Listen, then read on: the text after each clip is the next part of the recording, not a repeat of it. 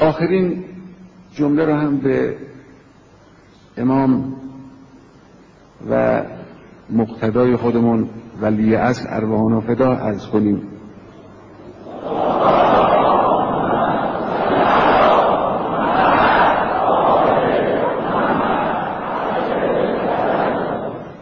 ای سید و مولای ما، پیش خدای متعال گواهی بده که ما در راه خدا تا آخرین نفس ایستادیم.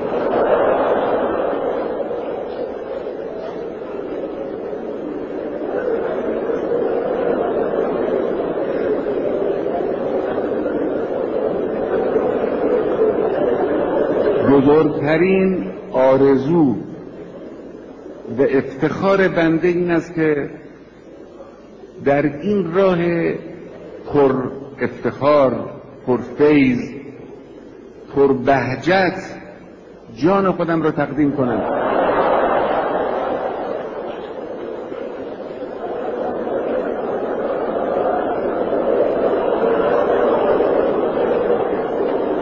انشاءالله خداوند متعال شماها رو موفق و مؤید کنه و السلام علیکم.